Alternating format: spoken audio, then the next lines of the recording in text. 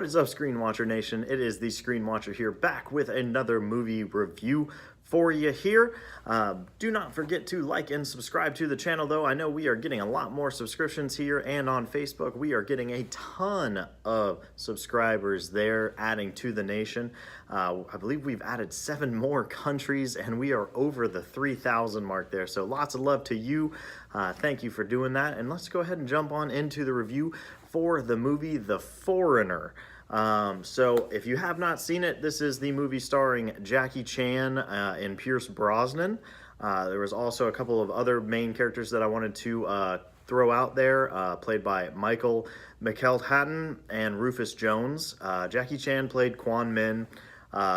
Pierce Brosnan played Liam Hennessy. They're the main characters kind of going against each other.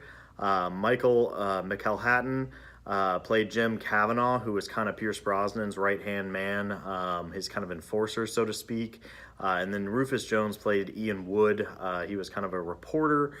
He was one of the main characters all the way throughout the movie. So those are the reasons why I highlighted them. You would know Jackie Chan from a ton of movies.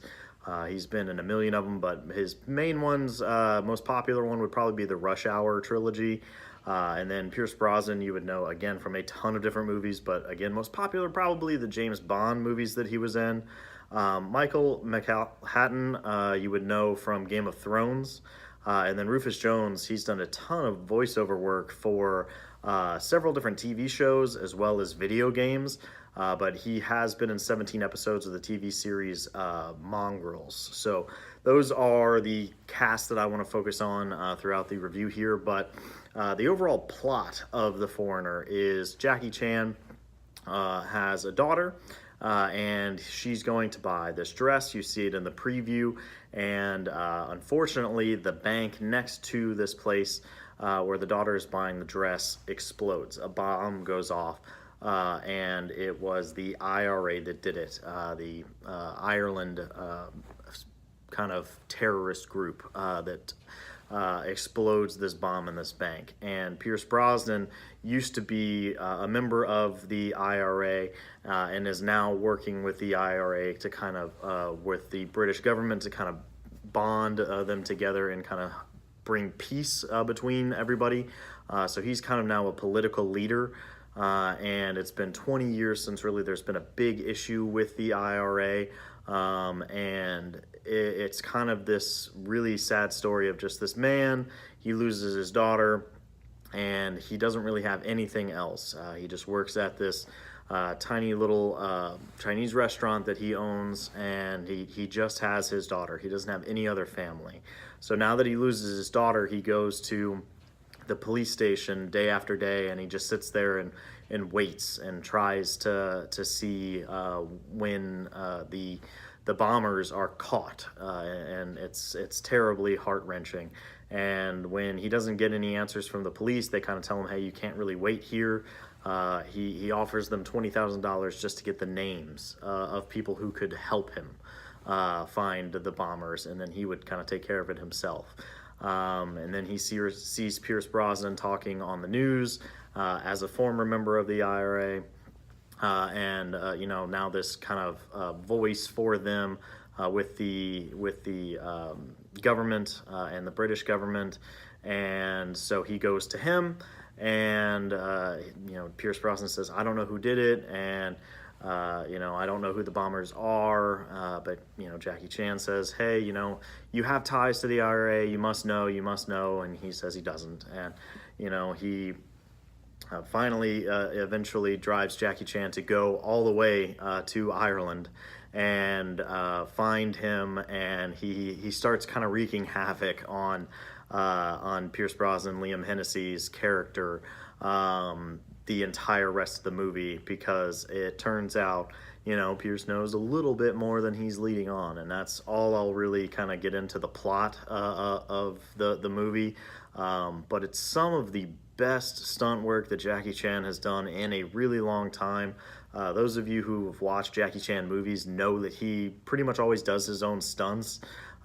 He's a phenomenal actor in this movie as well, which he doesn't usually get a lot of credit for. He does some great character acting in this movie. He still has it. He's getting a lot older, obviously. You know, the first Rush Hour movie is 20-ish years ago, about. I didn't even look it up, but I know I used to watch it when I was young, and probably too young, but it was a long time ago, and, you know, he still has the quick hands, the quick movements, the quick karate, and, you know, all of that kind of stuff, and he does it so well.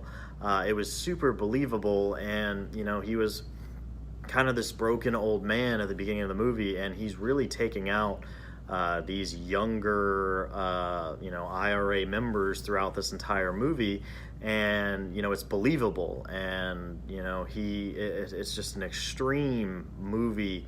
There's a lot of violence, so if that's not your thing, that's not really a great, you know, movie for you. There is some, you know, kind of gore and violence and things like that, but, you know, it shows off his skills, of not only being a great hand-to-hand combat guy, but really showing Jackie Chan's character acting, which, again, I don't think he gets enough credit for in a lot of his other roles. And you know, Pierce Brosnan does a great job. You know, both Rufus Jones and Michael McElhatton do a great job in this movie as well. There is a lot of kind of panic in Pierce Brosnan's camp the entire movie, and you really do feel that throughout their portrayals of their characters' roles as well. So I thought it was a pretty good movie. I had Redboxed it when it first come out into Redbox. I didn't see it in theaters. At that point in time, I didn't really have the time to go out and see it in theaters, and I think there were other things going on in the theaters that had kind of drew my attention away from it.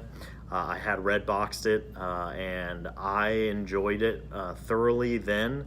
I ended up buying it, and I watched it again yesterday, and I really, really enjoyed it. I forgot how much I had enjoyed it when I watched it the first time, and that's why I wanted to do this review. The movie came out in 2017, so it's a little bit of a blast from the past, but not too far in the past, but it's definitely worth the watch, I would say.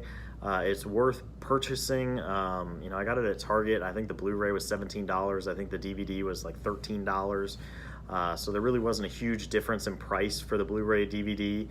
So I went with the Blu-ray. You know, does it really require a Blu-ray? Probably not, but for the sound, you know, for that little bit of a difference in price, I went with the Blu-ray personally. It's going to be hard to find in a rental situation now, but I think it's worth the $13 to $17. You're going to find it in like a Target or Walmart. So I definitely would recommend watching it, especially if you've watched Jackie Chan movies in the past. You're really going to love it. So that's my review on The Foreigner. Have you seen it? What did you think about it? Let me know in the comments down below. Other than that, you know, I'm going to try to get out to the theaters. Obviously, I posted a picture on the Facebook page about the hurricane that's kind of barreling down on Florida here. I think I'm going to be lucky enough to get spared on the east coast of Florida here from the brunt of it.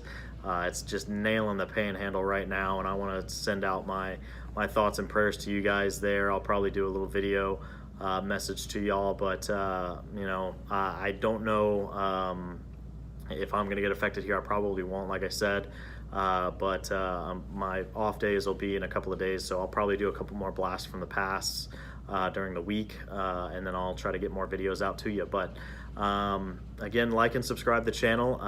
Let me know what you guys thought of this movie if you've seen it, and suggest some other movies that I can watch from the past, and I'd be happy to do that and get back to you as quickly as I can.